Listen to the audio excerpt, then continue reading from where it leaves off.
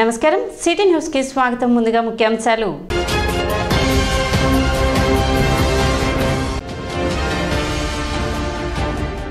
న్యాయమైన డిమాండ్ల పరిష్కారం కోరుతూ నల్ల బ్యాడ్జీలతో నిరసన తెలిపిన మున్సిపల్ ఉద్యోగులు.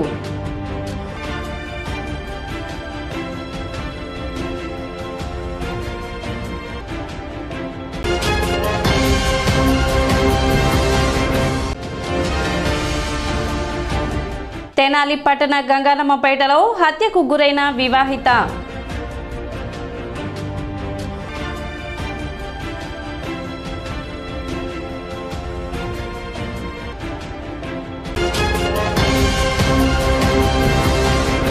రాష్ట్ర వ్యాప్తంగా ఉన్న 13 లక్షల మంది ఉద్యోగ ఉపాధ్యాయ కార్మిక పెన్షనర్ల న్యాయమైన డిమాండ్లు పరిష్కరించాలని కోరుతూ రాష్ట్ర జేఏసీ పిలుపు మేరకు నేడు భోజన విరామ సమయంలో తెనాలి మున్సిపల్ ఉద్యోగులు నల్ల బ్యాడ్జీలతో నిరసన కార్యక్రమం చేపట్టారు.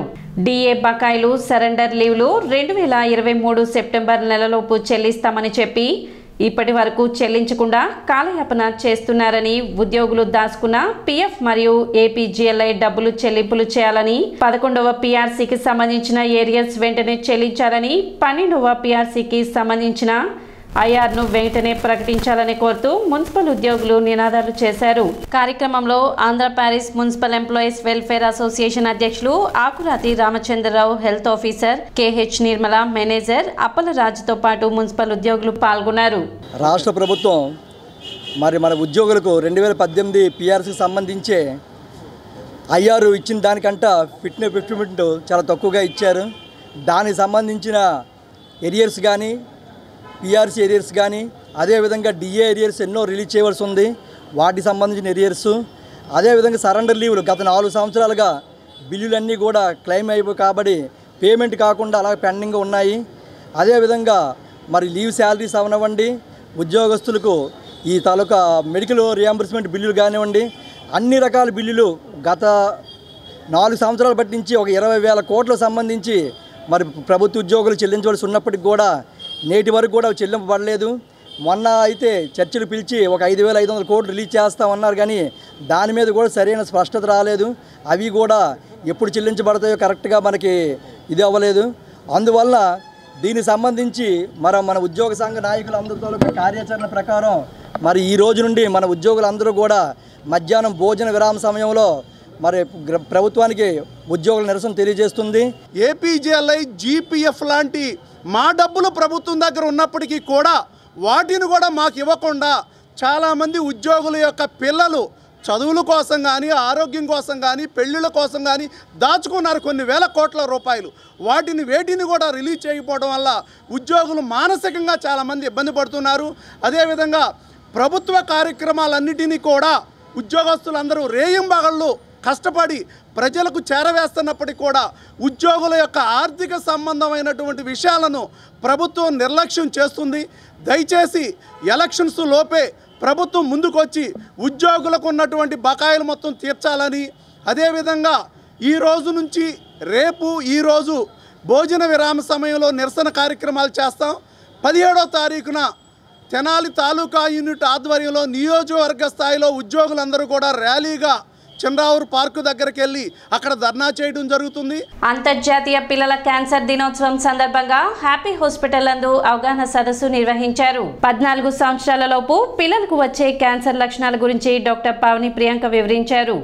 బాల్యంలో క్యాన్సర్ బారిన పడిన వారికి యుక్త వయసు వరకు మానసిక ఆందోళన ఉండవచ్చని, చాలా మంది పిల్లల్లో అనారోగ్య సమస్యలు రావచ్చని, ఆందోళన, భయం, క్యాన్సర్ వస్తుందేమో అన్న భయం పిల్లల్లో వచ్చే క్యాన్సర్కు కారణాలుగా చెప్పవచ్చని ఆమె తెలిపారు. ఆరోగ్యకరమైన ఆహారం, సూర్యకిరణాలు తగిలే విధంగా ఉండడం, వ్యాక్సిన్ వేయించుకోవడం, డాక్టర్ పర్యవేక్షణలో మందులు వాడటం ద్వారా పరిస్థితిని మెరుగుపరుచుకోవచ్చని తెలిపారు. కార్యక్రమంలో councillor Vijayalakshmi, red cross Bhanumathi, Srimannarayana వైద్యశాల సిబ్బంది పాల్గొన్నారు. పసిపిల్లల్లో వచ్చే క్యాన్సర్స్లో ప్రతి 5గురిలో ఒక 4గురికి ఖచ్చితంగా క్యూర్ అవుతుంది. మోస్ట్ ఆఫ్ ది టైం 5గురిలో 4గురు ఖచ్చితంగా క్యాన్సర్ సర్వైవర్స్ ఉన్నారండి. ఇది మనం అందరం సెలబ్రేట్ చేసుకోవాల్సిన విషయం. పసిపిల్లల్లో క్యాన్సర్ చాలా వరకు సర్వైవర్స్ రేట్ అంటే క్యాన్సర్ని గెలిచిన వాళ్ళ యొక్క సంఖ్య ఎక్కువగా ఉంటుంది. We should celebrate this. ప్రతి సంవత్సరం క్యాన్సర్ అవేర్నెస్ ప్రోగ్రామ్స్ జరుగుతూ ఉంటాయి. కానీ పిల్లల్లో వచ్చే క్యాన్సర్స్ ముఖ్యంగా లుకేమియాస్ ఉంటాయండి, బ్రెయిన్ క్యాన్సర్స్ ఉంటాయి అండ్ లింఫోమాస్ ఉంటాయి. లుకేమియాస్ అంటే బ్లడ్ క్యాన్సర్, మనం అందరం ఎక్కువ వింటుంటాం బ్లడ్ క్యాన్సర్. ఎర్లీ స్టేజెస్లో 6 సంవత్సరాల లోపలే డిటెక్ట్ అవుతుంది. డిటెక్ట్ అయిన తర్వాత ట్రీట్మెంట్ కూడా చాలా వరకు సర్వైవల్ రేట్ అంటే ప్రాణాలతో బయటపడే అవకాశం ఎక్కువ ఉంటుంది. కాబట్టి కొన్ని జాగ్రత్తలు తీసుకోవాలి. ఏంటవి, ఏ సంకేతాలు మనకు కనిపిస్తే మనం ఇమీడియట్గా యాక్షన్ తీసుకోవాలి, ఏమేమి జాగ్రత్తలు తీసుకోవాలి. సంకేతాలు ఏంటంటే ఈ లుకేమియాస్ ఉన్న పేషెంట్స్లో ఆర్ పిల్లల్లో ఎక్కువగా బ్రూయిజెస్, నల్లగా దెబ్బలు తగిలినట్టు కమిలినట్టుగా ముక్కులోంచి రక్తం కారటము, చెవుల్లోంచి రక్తం కారటము, ఎక్కువ ప్లేసెస్లో మనకి నల్లటి బ్రూయిజెస్ అన్నారు. బ్రూయిస్ అంటే కమిలిపోయినట్టు, చర్మం కమిలినట్టు దెబ్బలు. మనం చాలా వరకు అనుకుంటూ ఉంటాం ఆడుకుంటూ పిల్లలు దెబ్బలు తగిలించుకున్నారులే అని, కానీ ఊరికే దెబ్బలు తగిలి కదులు కట్టవు, ఎక్కువగా కనిపిస్తుంటాయి. వాళ్ళు దెబ్బలు తగలకుండా కూడా శరీరం మీద నల్లటి మచ్చలుగా, కదుములు కట్టినట్టుగా, బ్లడ్ క్లాట్ అయినట్టుగా సంకేతాలు కనిపిస్తే ఫస్ట్ డేంజర్ సైన్. రెండవది తరచుగా జ్వరం రావటం. ఎప్పుడు చూసినా మా పిల్లలకి జ్వరం వస్తూనే ఉంటుందండి, ప్రతి వారము హాస్పిటల్కి వెళ్ళాల్సి వస్తుంది. ఇలాంటి కంప్లైంట్స్ ఎప్పుడన్నా వినిపిస్తే అలర్ట్ అవ్వాలి. That is also a red flag, అంటే ప్రమాద సంకేతము. చాలామందికి అవగాహన కలిగించి మరి పిల్లలకి ఎలాంటి లక్షణాలు కనిపించినా మరి వచ్చి త్వరగా చూయించుకొని ట్రీట్మెంట్ చేయించుకుంటే పిల్లల్ని కాపాడుకున్న వాళ్ళం అవుతాము. మరి ముఖ్యంగా ఇక్కడ స్కిల్స్ సెంటర్ ఒకటి ఏర్పాటు చేయడం జరిగింది. మరి ఇప్పుడు ప్రస్తుతం చేరి ట్రైన్ అయ్యే పిల్లలందరికీ ఉచితంగా చెప్పబడుతుంది. వీళ్ళకి 2 నెలలు ట్రైన్ అయిన తర్వాత కూడా మరి జాబ్ గ్యారెంటీ కూడా ఇవ్వడానికి అవకాశం ఉంది మా రెడ్ క్రాస్ తరఫున. మరి ఇది అందరూ ఈ సదవకాశాన్ని ఉపయోగించుకొని పిల్లలు మరి ఈ కార్యక్రమంలో పార్టిసిపేట్ చేసి మరి జీవితంలో ఒక స్థానానికి రావడానికి ఇక్కడ మంచి అవకాశం ఉంది. ఇది ట్రైన్ అయితే మాత్రం దీనికి సర్టిఫికెట్ ఇవ్వటం కూడా జరుగుతుంది. ఈ సర్టిఫికెట్ ఉన్న వాళ్ళకి ఎలాంటి హాస్పిటల్లోనైనా కూడా మరి జాబ్ ఇవ్వటానికి ఎలాంటి అభ్యంతరం ఉండదు. ఎందుకంటే ఇక్కడ ఇచ్చే ట్రైనింగ్ చాలా అవగాహనతోనూ, చాలా బాధ్యతతోనూ, చాలా తెలివితేటలు నేర్చుకోవటానికి కూడా ఉపయోగపడుతుంది. ఈ నెల 18వ తేదీ ది కాకతీయ కోఆపరేటివ్ సొసైటీ సమావేశం నిర్వహిస్తున్నట్లు చైర్మన్ దావులూరి లక్ష్మీకాంతారావు తెలిపారు. గురువారం కొత్తపేటలోని సొసైటీ కార్యాలయంలో ఏర్పాటు చేసిన విలేకరుల సమావేశంలో ఆయన మాట్లాడారు. ఏపీ కోఆపరేటివ్ సొసైటీస్ ఫెడరేషన్ ఏర్పాటు మరియు తెనాలి కాకతీయ కోఆపరేటివ్ సొసైటీ భవనం 2వ అంతస్తు ప్రారంభోత్సవం సందర్భంగా సమావేశం ఏర్పాటు చేసినట్లు ఆయన తెలిపారు. సమావేశంలో పలువురు సొసైటీ సభ్యులు పాల్గొన్నారు. ఆంధ్రప్రదేశ్ రాష్ట్రంలో ఈ ఫెడరేషన్ పెట్టబోతున్నాం అనేది ముందు యాజమాన్యాలు అందరికీ తెలియాలి. పెట్టిన తర్వాత ఏ సమస్య మీద, మొట్టమొదటి సమస్య మీద, తక్షణ సమస్య మీద మనం ఫైట్ చేయాలి. ఆ తక్షణ సమస్య ఏంటి అంటే మేము ఇచ్చిన అప్పులన్నీ కూడా సకాలంలో మాకు వచ్చేటట్టుగా దానికి భద్రత కల్పించాలి. ప్రభుత్వం మేము ఇచ్చిన డబ్బుకి భద్రత కల్పించాలి. ఆ భద్రత కల్పిస్తే మేము ఇచ్చిన డబ్బులు మాకు కనుక వచ్చినట్టయితే ఇంకా 10 మందికి సహాయం చేయడానికి, సాధారణ జనానికి, సామాన్య జనానికి, అట్లాగే పేద బడుగు వర్గాలకు ఇచ్చినటువంటి డబ్బులకి మేము వసూలు చేసుకుని మళ్ళీ కొంతమందికి ఇవ్వడానికి వీలుంటుంది. దానికి మేము ఫెడరేషన్ పెట్టాల్సిందే. ఫెడరేషన్ తర్వాత ప్రభుత్వంతో పోరాడాల్సిందే. చట్టాన్ని సవరించే దానికోసం మేము ప్రయత్నం చేయాల్సిందే. అది దీని యొక్క ముఖ్య ఉద్దేశం. ఈ చట్టం అనేసరికి ఈ కోఆపరేటివ్ సెక్టార్లో 2 రకాల చట్టాలు ఉన్నాయి. 1964 act, cooperative societies act 1964, cooperative societies act 1995. మాది మా కాకతీయ సొసైటీ మరిన్ని సొసైటీస్ అన్నీ కూడా ఎక్కువగా 1995 యాక్ట్ మీదనే ఆధారపడి నడుపుతూ ఉన్నాం. దీనికి కొన్ని స్వతంత్రంగా డెవలప్ చేసుకోవడానికి ప్రభుత్వం వీలు కల్పించింది. ఈ 1995 యాక్ట్ ఎవరు చేశారు అంటే ఎన్టీఆర్ ఉండగా, ముఖ్యమంత్రిగా ఉండగా చేసినటువంటి చట్టం ఇది. 1964 అది వేరు. మళ్ళీ 2 నడుస్తున్నాయి. ప్రభుత్వం యొక్క ఒపీనియన్ ఏంటంటే 1964 యాక్ట్ నడుస్తుంది, సైమల్టేనియస్గా 1995 యాక్ట్ నడుస్తుంది. 1995 యాక్ట్లో ఏంటంటే ఉపయోగం, ఈ మేనేజ్మెంట్ కలిసి కూర్చొని సొంతంగా నిర్ణయాలు తీసుకుని డెవలప్ చేసుకోవడానికి అవకాశం ఉంది 1995లో. అదే సమయంలో ప్రభుత్వం ఆ రోజునే ఎన్టీఆర్ హయాంలోనే ఈ ఇచ్చినటువంటి అప్పుల్ని వసూలు చేసుకోవడానికి మాకు కూడా కొన్ని పవర్స్ ఇచ్చినట్టయితే ఈ బాధపడి ఉండేది కాదు. మేము తెల్లారులు పనిచేయాలి, కష్టపడాలి యాజమాన్యం. అప్పులు ఇవ్వాలి, వసూలు చేసుకోవడానికి మాకు సరైనటువంటి అధికారం లేకుండా పోయింది. అందుకోసం మేము ఈ ఫెడరేషన్ స్థాపిస్తున్నాం. రేపు 18వ తారీఖు మీటింగ్లో శ్రీ భద్రావతి సమేత భవన ఋషి స్వామివార్ల కళ్యాణ మహోత్సవం గురువారం అత్యంత వైభవంగా నిర్వహించారు. పట్టణ మార్కెట్ సెంటర్లో స్వామి అమ్మవార్ల కళ్యాణోత్సవం ఘనంగా నిర్వహించారు. ఈ వేడుకకు మాజీ మంత్రి ఆలపాటి రాజేంద్ర ప్రసాద్ మరియు జనసేన పిఎస్సి చైర్మన్ నాదెండ్ల మనోహర్ పాల్గొని స్వామివారికి ప్రత్యేక పూజలు నిర్వహించారు. సంఘ సభ్యులు ఇరువురికి ఘన స్వాగతం పలికారు. భక్తులు విశేష సంఖ్యలో పాల్గొని స్వామివారి కళ్యాణ మహోత్సవాన్ని భక్తి శ్రద్ధలతో తిలకించారు.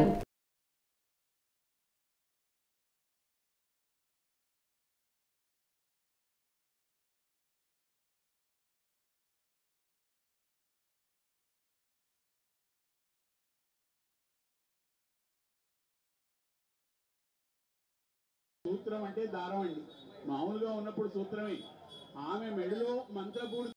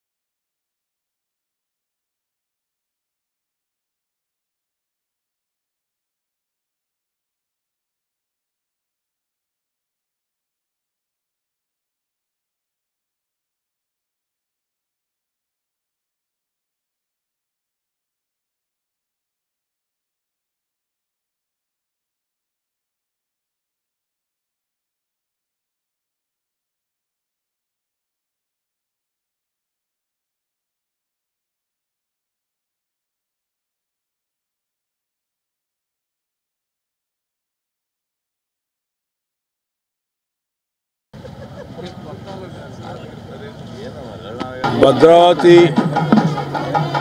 భావన స్వామి మహోత్సవాలు మరి ముఖ్యంగా ప్రతి సంవత్సరం కూడా అంగరంగ వైభవంగా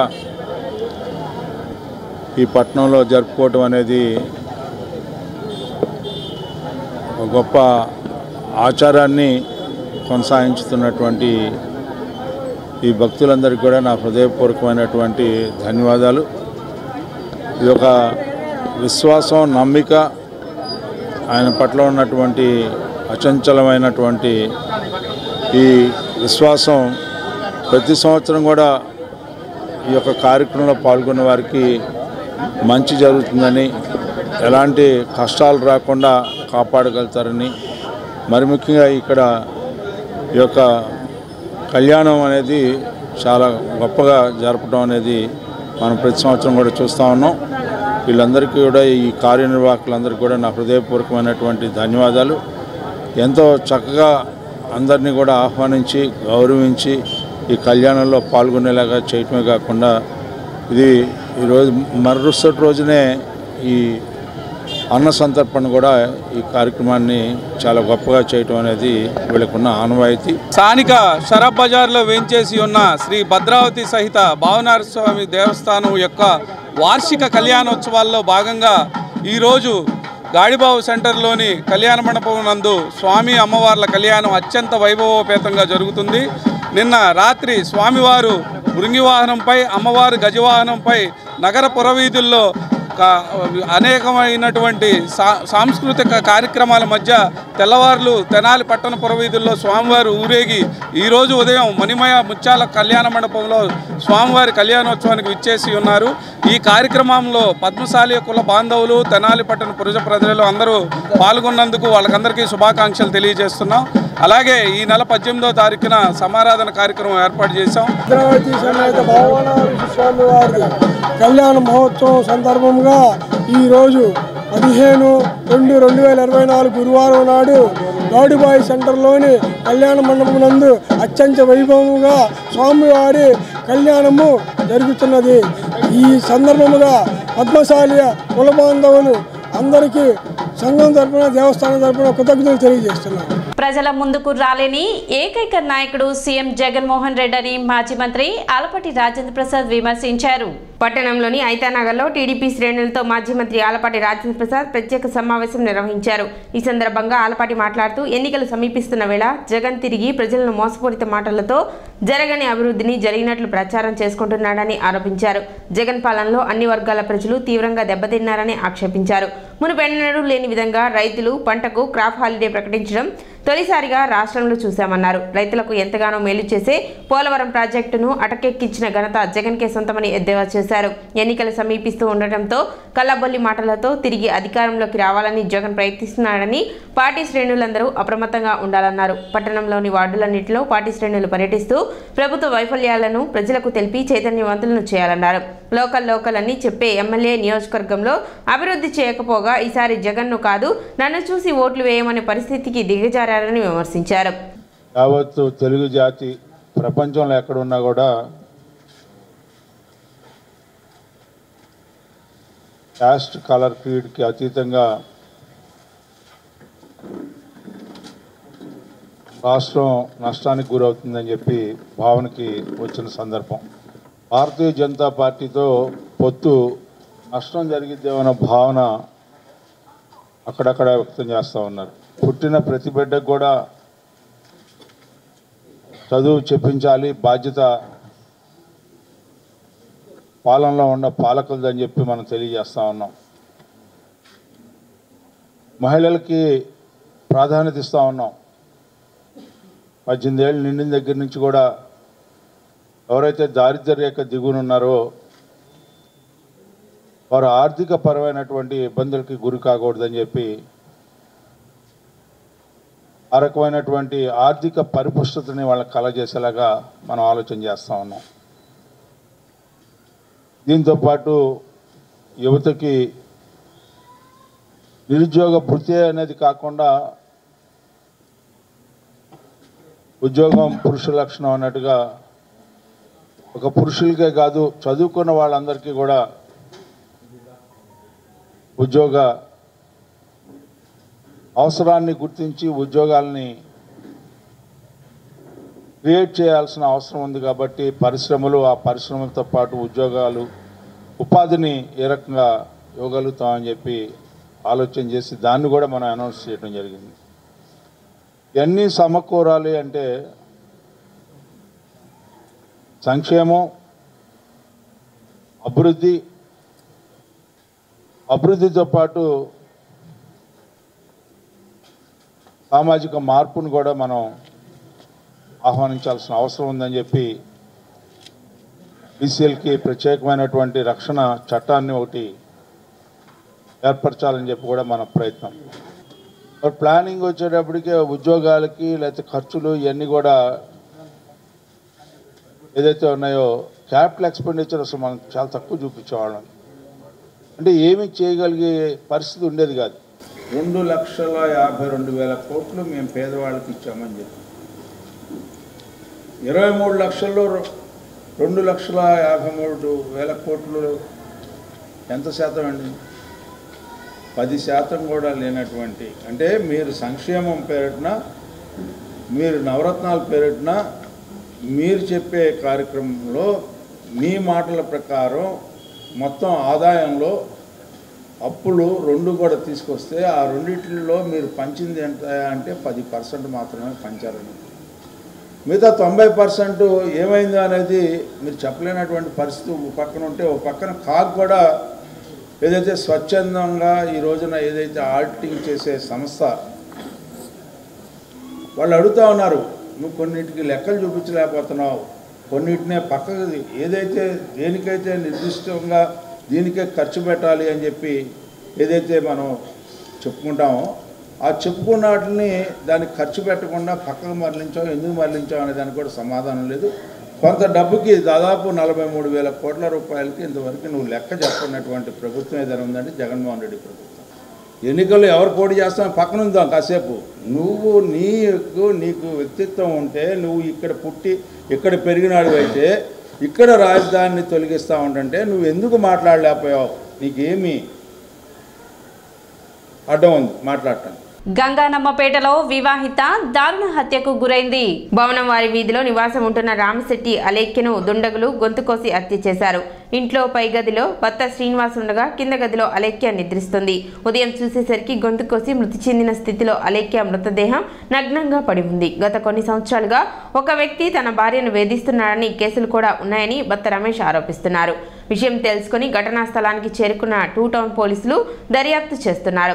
అన్నం శ్రీనివాస్ అనే వ్యక్తితో అలేఖ్యని వేధిస్తున్నాడని, తన వద్దకు రావాలని, తన భార్యను తరచూ వేధించేవాడని, తనపై హత్యా ప్రయత్నం కూడా చేశాడని, తమను చంపుతామని పలుమార్లు హెచ్చరికలు చేశాడని, పలు కేసులు కూడా పెట్టామని, కోర్టులో కేసులు నడుస్తున్నాయని, శ్రీనివాస్కి శిక్ష పడే అవకాశం ఉండటంతోనే ఈ ఘాతుకానికి పాల్పడ్డాడని, తమను బెదిరింపుల వరకే ఆగుతాడు అనుకున్నాం కానీ ఇలాంటి ఘాతుకానికి పాల్పడతాడని అనుకోలేదని భర్త రమేష్ ఆరోపించారు.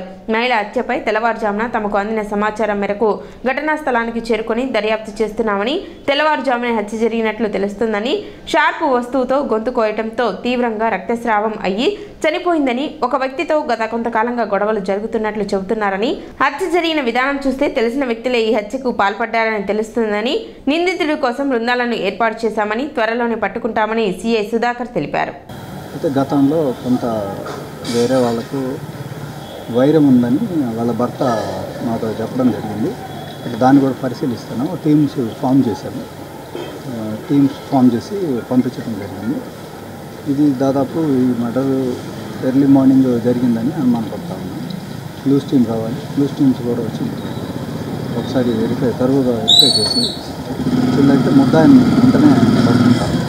అంటే మర్డర్ జరిగిన విధానాన్ని బట్టి చూస్తూ ఉంటే తెలిసిన వ్యక్తే, అంటే కుటుంబానికి తెలిసిన వ్యక్తే, అత్యంత సన్నిహితులే, అంటే పరిచయం ఉన్నటువంటి వ్యక్తులే మర్డర్ చేస్తున్నట్టు తెలుస్తాం.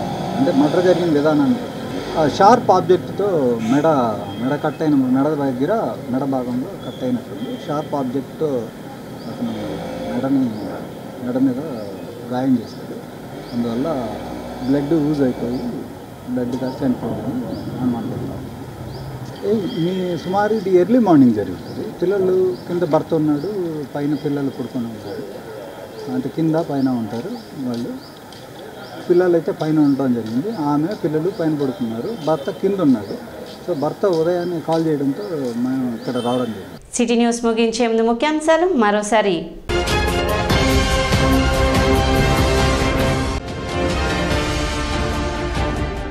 న్యాయమైన డిమాండ్ల పరిష్కారం కోరుతూ నల్ల బ్యాడ్జీలతో నిరసన తెలిపిన మున్సిపల్ ఉద్యోగులు.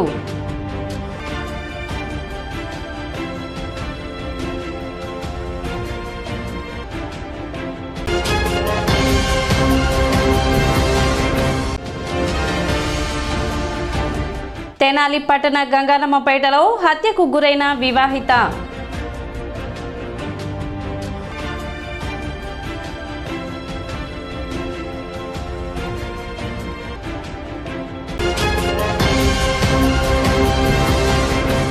సిటీ న్యూస్ ఇంతటితో సమాప్తం. నమస్కారం.